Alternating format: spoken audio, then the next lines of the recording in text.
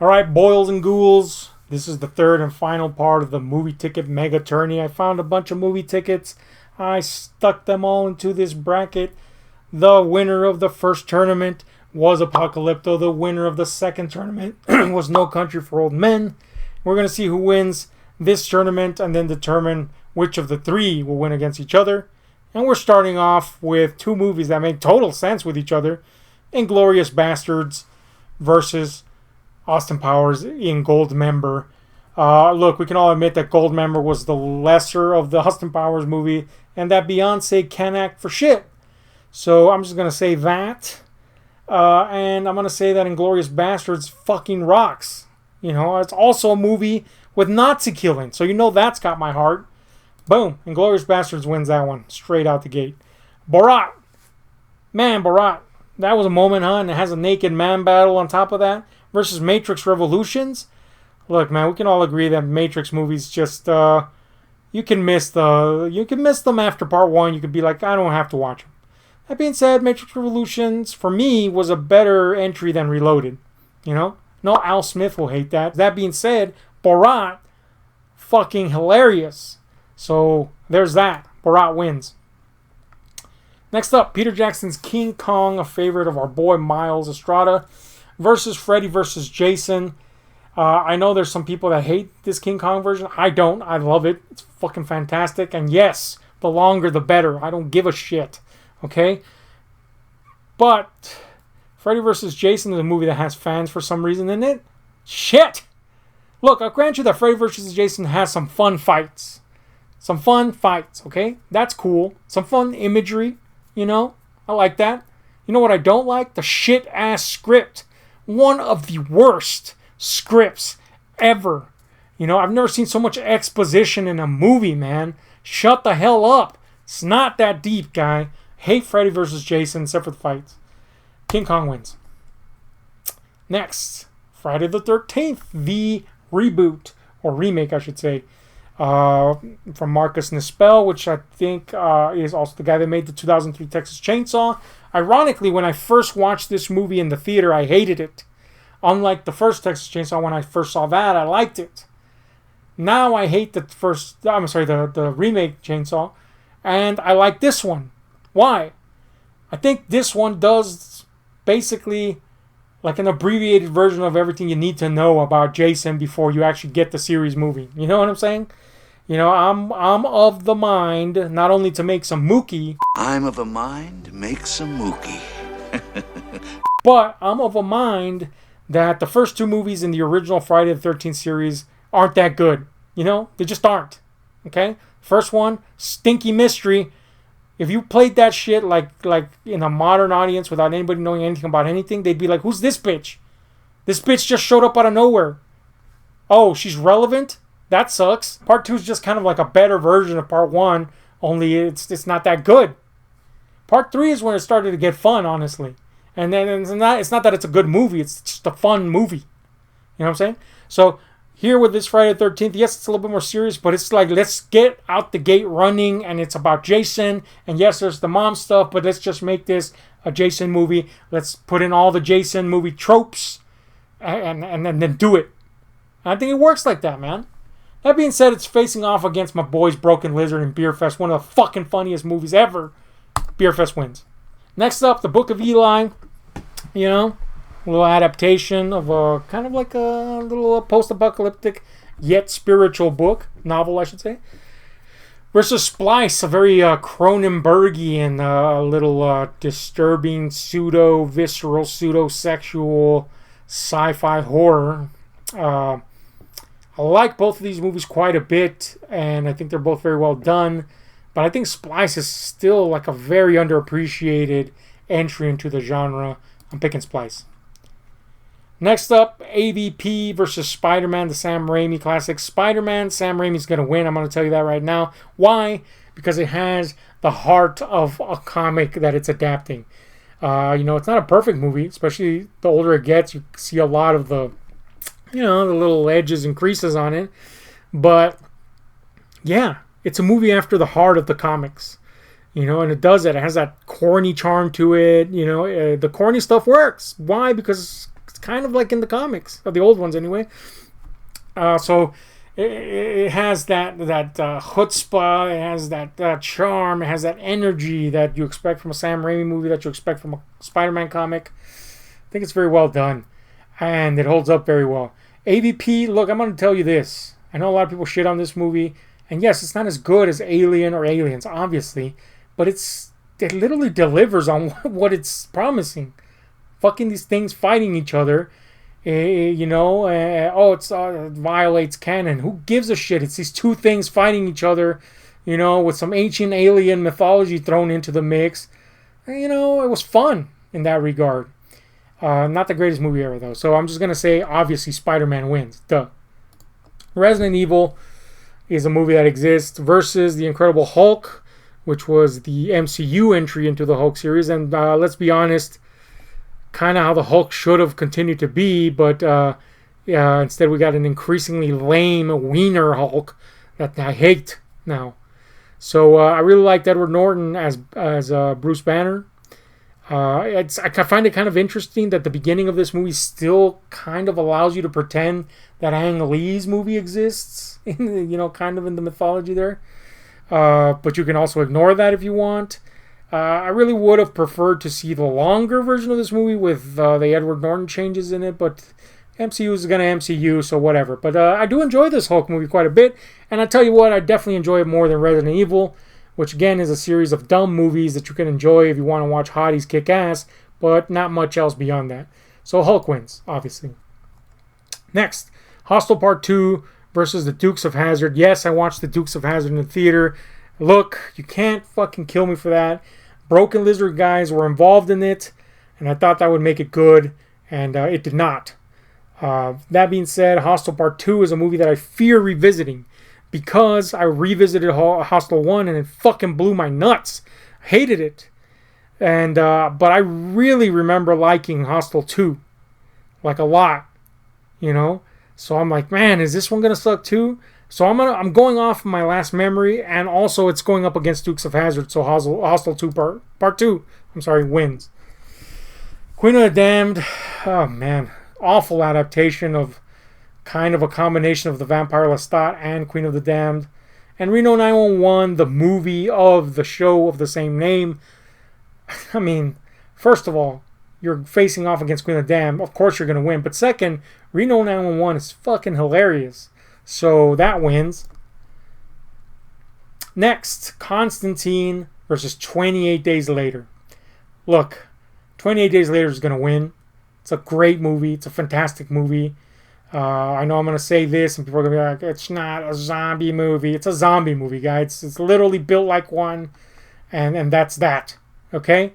They're infected. Shut the hell up. It's a zombie movie. Anyway, 28 Days Later is just a fucking atmospheric, tense, awesome movie, man. It looks dirty, disgusting. It feels like it's always on the move. There's some really fucking amazing shots in it that just leave you like in awe of the achievement of something on such a small budget. Fantastic cast. It's just a great fucking movie, man. 20 Days Later is amazing. Now, it's going to win, but I'm going to tell you this. I love Constantine. And here's the weird part. I love Constantine even though this version of Constantine is super unlike the Constantine of the comics. Now, who cares, you say? You've said you don't care about the adaptation change. I don't. That's why I like this movie. That's the thing. I love Constantine a lot. And my loving Daredevil affected my viewing of that movie. Also, that movie sucked, unlike Constantine.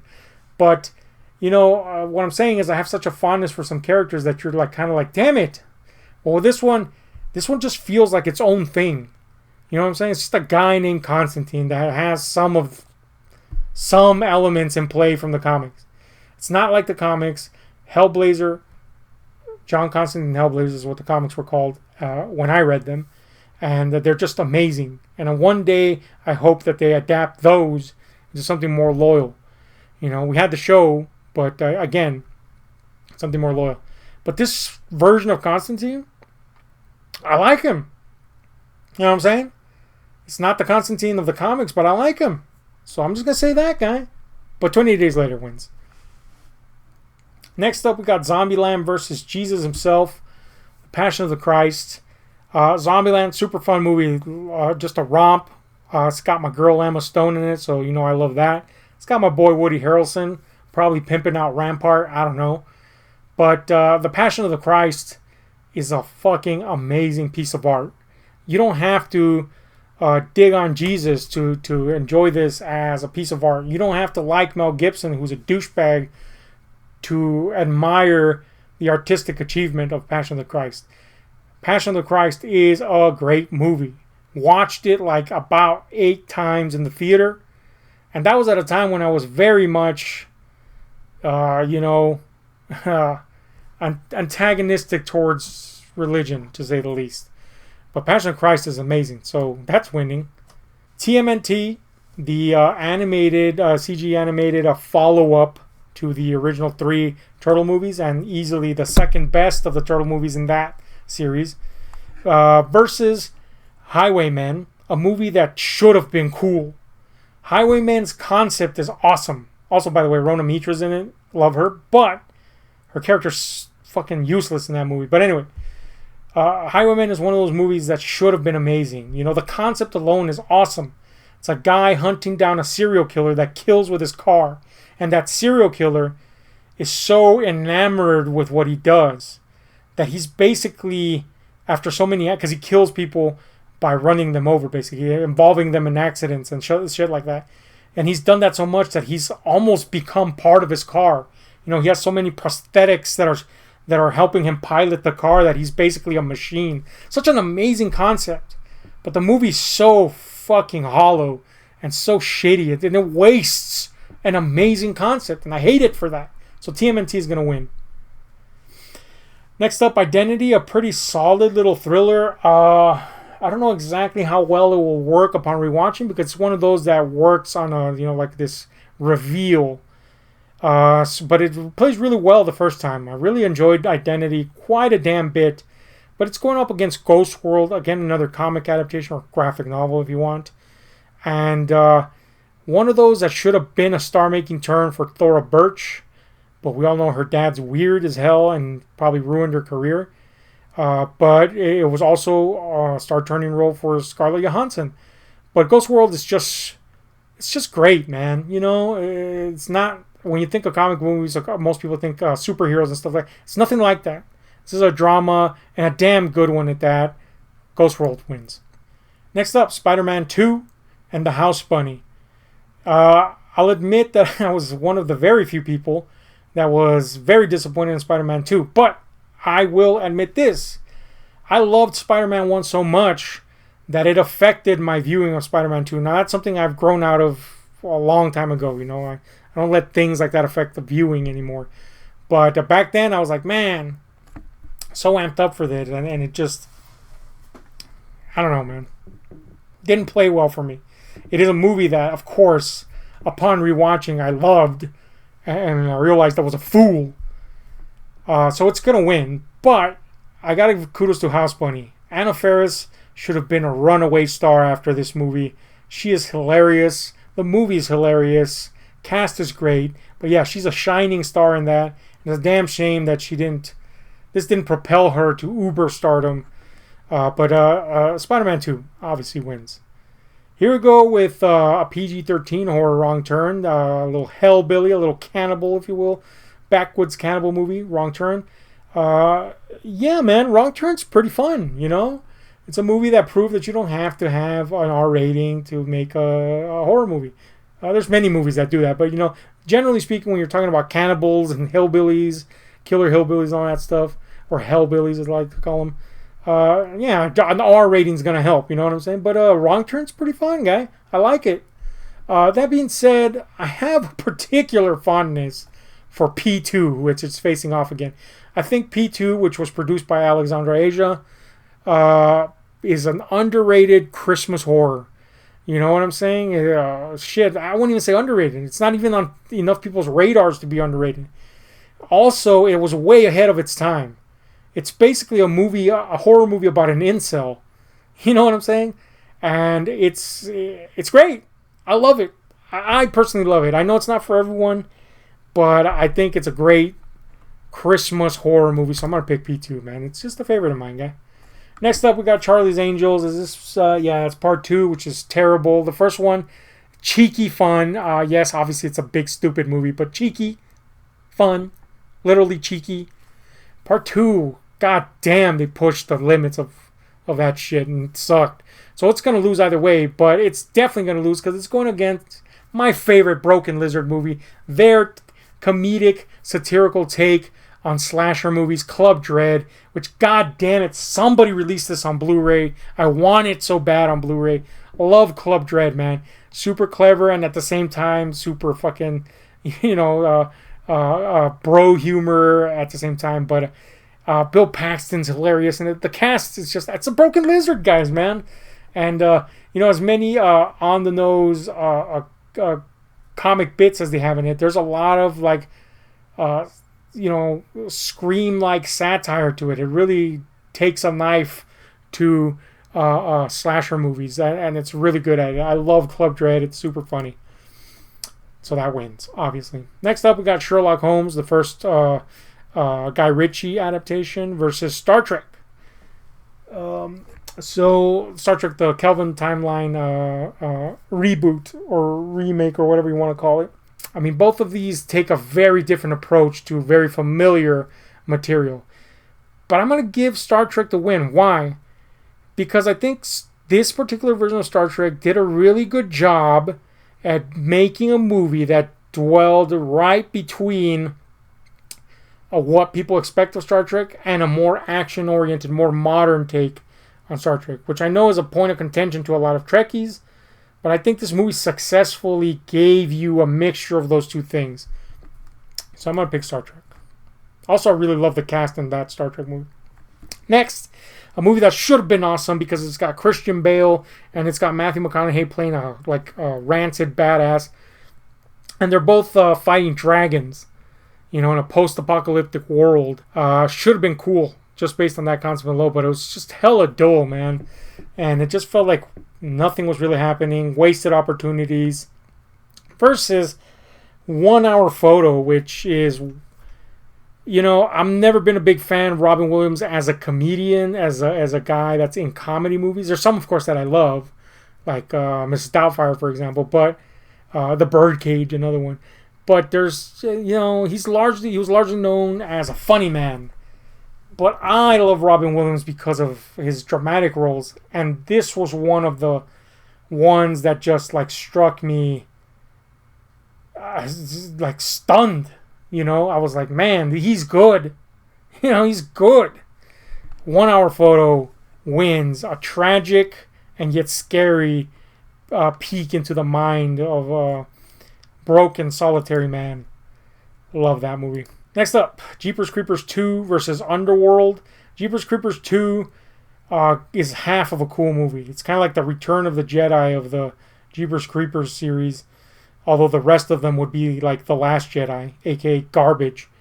But Jeepers Creepers, part 1 would be obviously The Empire. But anyway, Jeepers Creepers 2, if it hadn't focused on the teens as much, could have literally been a movie about monster hunting, and that movie would have been cool. But it focuses too much on uninteresting teens, and now that we know what we know about Victor Salva, there's a creepy undertone to that. But it's a movie that could have been cool, but it just doesn't play as well as it should. Underworld, it's it's a hot topic, but it's cool. There's a cool vibe to it. They created a mythos and a world that is very entertaining to watch. It's sleek. It's hip in that kind of corny way, really. But everybody looks good, and the action is fun. I like Underworld quite a bit. I wish that Underworld Evolution wouldn't have blown ass, though. But anyway, Underworld wins.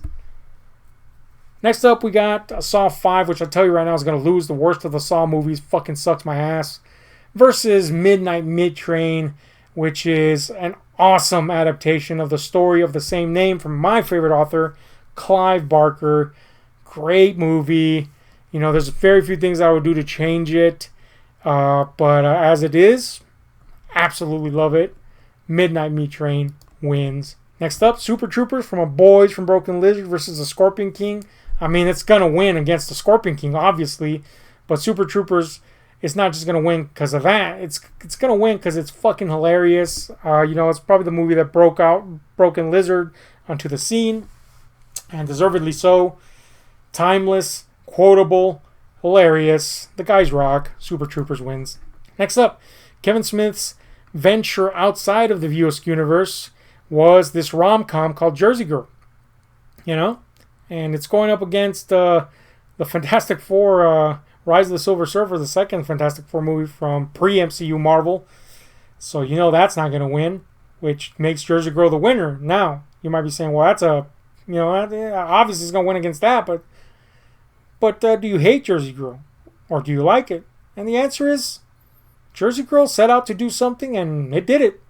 You know what I'm saying? I know people were really wanting Kevin Smith to just continue in the vein of what he was doing, but I think this is one of the last few movies he made that was good, decent, competent, set out to do what it did, make a rom-com in the vein of the rom-coms that he grew up watching, and I think it plays exactly like that. I hate that J-Lo's in it, but, it plays exactly like that, and I don't hate it at all, man. I'd buy it if it was in front of me for $1. Jersey Girl wins. Next up, we got Sin City, the adaptation of Frank Miller's perennial classic neo-noir books, comic books to be precise. And then we got versus Borderland, a kind of a low-budget horror adaptation, attempt to translate the events of the Matamoros murders. Borderland is not a perfect movie, but maybe it's because of the subject matter that it's tackling that I'm like a little bit fond of it. But it's no classic, it's nothing special. But even if it was special, it's gonna lose against Frank Miller's Sin City, aka Robert Rodriguez, directing this fucking awesome adaptation of Frank Miller's awesome books in a visual style that they should have struck while the iron was hot with the sequel then, but they waited too long. But anyway, this movie kicks ass. Sin City wins. Next up, Exorcism of Emily Rose versus Paul Blart Mall Cop. Yes, I watched that. Look, we had watched a particularly heavy movie, and we were like, we gotta watch something light. And this was the only thing that was light, and we watched it and hated ourselves for it. So Paul Blart's never gonna win. But Exorcism of Emily Rose is a great way to tackle an exorcism movie, man. It's a courtroom drama as well as it is an exorcism movie, and it's pretty damn good, man. Exorcism wins. Also a Scott Derrickson movie, by the way. He's a director that's really done well for himself in horror. Exorcist the Beginning versus Kill Bill Volume 2. I mean, come on, guys. Kill Bill Volume 2. It's not even go deeper than that. The Crazies, another good remake, man. The Romero movie's pretty good, but admittedly, it falters under the strain of its lack of budget. But The Crazies, though again not perfect itself, there's something quite charming about it. I enjoyed The Crazies, man. But it's gonna lose. It's gonna lose to Matthew Vaughn's adaptation of Kick-Ass, which this came out at a good moment in comic book movie history, because it felt like a good way to poke the air out of the tires of comic book. So Kick-Ass. It's a Kick-Ass movie. It's funny. It's a nice takedown. And its cast is pretty cool, man. Nick Cage's fucking rad in it. Kick-Ass. Signs versus The Village. Two Shyamalans against each other. So The Village has a lot of haters. They're like, that's when Shyamalan started sucking. There were people like, the twist is stupid. I'm like, really? The twist is stupid? We literally have communes that segregate themselves from society that exists. Whatever. Anyway, the point is, I enjoy The Village quite a bit.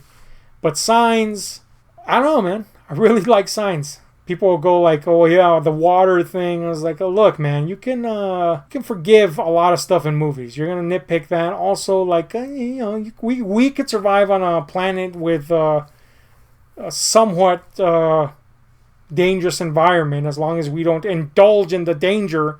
Could pretty much make it, and whatever. Anyway, the point is, Signs fosters a good atmosphere. fuck gives a shit about water and aliens? It's a good movie, man. Science. X2, easily the best of the X-Men movies in the original trilogy, versus Jeepers Creepers, a modern little classic of horror there. Great monster. Kind of tarnished by the fact that the director and writer is mad pedo. But Jeepers Creepers is pretty good, man.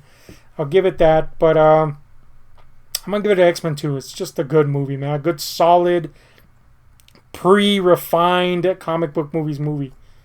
The Simpsons movie versus Jackass number 2. Simpsons movie was good, and it needed to be good because the Simpsons had been sucking for a few years there.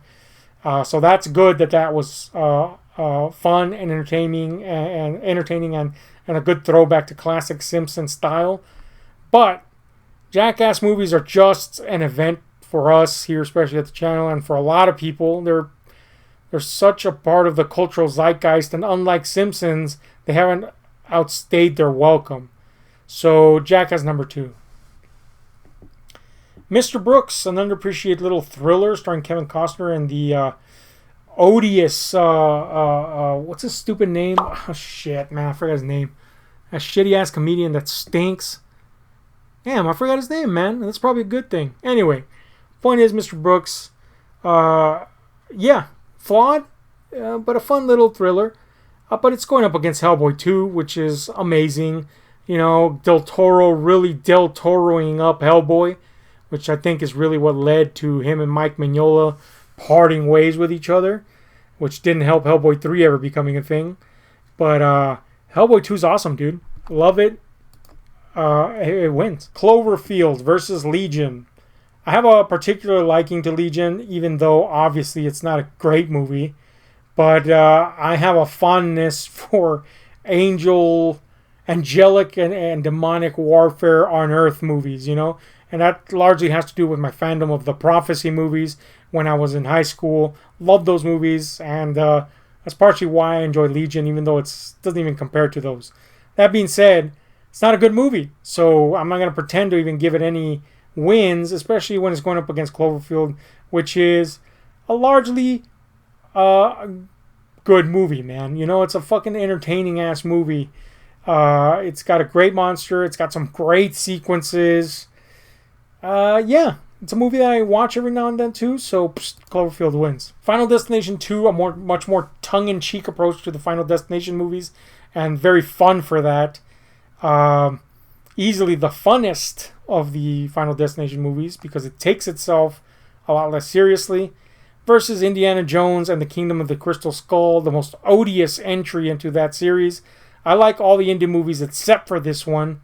There's stuff in it that's okay, but just overall the experience sucked with that. Final Destination 2 wins. Okay, we're coming back around. Inglourious Basterds versus Borat. Inglourious wins, man. I love Borat. Hilarious to this day. Outrageous. Still worthy of watching and rewatching, but Inglourious is just fucking amazing. Some of the roles in that, killer. Next up, Beer Fest versus King Kong.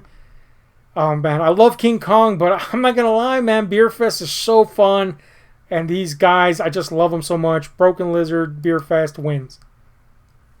Splice versus Spider-Man. Spider-Man is, in the annals of comic movie history, thus in cinema history now. Man, but I really love Splice. I think it deserves a lot more attention. I'm going to give it to Splice. Hostel Part 2 versus Incredible Hulk. This is hard because I haven't rewatched Hostel Part 2 because I fear that it will suck. But going off my final memories, I'm going to... I'm gonna pick just Incredible Hulk because I'm sure that I enjoyed that at least, Reno 911 versus 28 Days Later. I love the Reno guys and gals, but 28 Days Later is a modern masterpiece. It's getting my vote there. Come on, guy. Jesus versus Turtles. Jesus. Passion of the Christ wins. Ghost World versus Spider-Man 2. Again, Spider-Man 2. Classic. Blueprint, you might say, but Ghost World, damn good movie. I'm picking Ghost World. P2 versus Club Dread. Love P2 though I do. Club Dread is my fang, baby. Broken Lizard wins. Next up, Star Trek versus 1 Hour Photo. Robin Williams is so good in this. 1 Hour Photo wins. Underworld versus Midnight Meat Train. Well, that's it for the Vamps. Midnight Meat Train, again, underappreciated Clive Barker adaptation. What else can I say, man? We get so few of those. Midnight Meat Train. Super Troopers versus Jersey Girl. End of the road for Jersey because the Super Troopers are winning, baby. Broken Lizard doing really good in this. Sin City versus The Exorcism of Emily Rose. Again, Exorcism, really good. I recommend if you do watch it, watch the unrated cut. I think it's unrated or directors. I forgot. Either one. It's better than the theatrical cut. But Sin City's going to win this one. You know, the style, the approach, just the whole vibe, baby. Sin City. Kill Bill Volume 2 versus Kick-Ass. Kill Bill Volume 2, man. On top of that, I'm one of those guys that loves Kill Bill Volume 2 over Volume 1. If you know, you know, basically. Volume 2, baby. Signs versus X-Men 2. Signs is a better movie. Signs has some genuinely eerie moments. Signs wins. I'm going to go with Signs, man. Jackass number 2 versus Hellboy 2. Come on. Hellboy. Come on, guy. Cloverfield versus Final Destination 2. Ah, man. I'm going to go with the one I've watched the most since it came out, Cloverfield. Coming back around, Inglourious Bastards versus Beer Fest. Both have some Teutonic elements in there, but I'm going to go with the one where the Teutons are getting their asses owned. Inglourious Bastards. Although I guess in Beer Fest they own them too. Huh. Interesting. Anyway, Splice versus the Incredible Hulk. Feels like this was the exact face-off I had before, or no? But anyway, the point is I'm picking Splice, baby. Oh man, this is hard. 28 Days Later versus The Passion of the Christ. I think, artistically speaking, Passion is just such a freaking kick to the nuts. I love Passion as a cinematic affair. Ghost World versus Club Dread. Look, I'm going to tell you right now, Ghost World is the superior film. But Club Dread is such a favorite of mine that I'm picking it. I don't even care, guy. I'm picking it. 1 Hour Photo versus Midnight Meat Train. Again, 1 Hour Photo, the superior film. Robin Williams is really what's going to make me pick it. Super Troopers versus Sin City. Oh, man. Both of these are fun in very different ways. This might prove controversial, but I'm going to go with Super Troopers, man. Kill Bill Volume 2 versus Signs. End of the road for Signs. Kill Bill Volume 2 all the way. And next up, we got Hellboy 2 versus Cloverfield. End of the road for Cloverfield. Hellboy 2's world building is just so awesome. Visuals are fucking amazing. And, you know, who doesn't love Ron Perlman as Hellboy? Hellboy 2. Okay, coming back around. Inglourious Bastards versus Spliced. Inglourious, obviously. Club Dread versus Passion of the Christ. I mean, Passion is clearly the winner, but, in some world, I picked Club Dread. 1 Hour Photo versus Super Troopers. Okay, this is where it's going to get nuts because I'm going to pick Super Troopers, guy. You know what I'm saying? 1 Hour Photo is excellent. Obviously the superior film. And Robin Williams' Sigh is just something else. But Super Troopers is hella fun, so I'm going to pick it, you know. I already did my boy Club Dread dirty, so I got to pick Super Troopers. Kill Bill Volume 2 versus Hellboy 2. This is where Hellboy ends up croaking because the bride's going to take him down, man. All right, coming back around again. Inglourious Bastards versus The Passion of the Christ. I'm picking Passion, man. It's just such a film, man. Passion wins. Super Troopers versus Kill Bill Volume 2. This is where it ends for my Broken Lizard boys. Volume 2 wins. And I think this is the final face-off. Passion versus Volume 2 of Kill Bill, obviously. I'm picking Passion. And that's our winner for that. So, that means Passion of the Christ versus No Country for Old Men versus Apocalypto. 2 Mel Gibson movies versus a Coen Brothers movie. If I had to pick one, to have. I could only have one in my collection of those three. I think I would pick Passion of the Christ. You know, it's just such a visually rich and a profound movie, even if you're not of a particular faith. You know, it's just an impactful movie. It's a slice of time being portrayed so effectively, so unblinkingly, and it's got such an artistic element to it that softens the really, you know, harsh edges of it. All very intentional, of course, but yeah, I think Passion is the one I would pick of the three. And if I had to put them in order, I guess I would go Passion, No Country, then Apocalypto. So there you go. That was it. The final of the tournament and the final winner, Passion of the Christ. Let me know what you thought about all this. In the meantime, I'm out.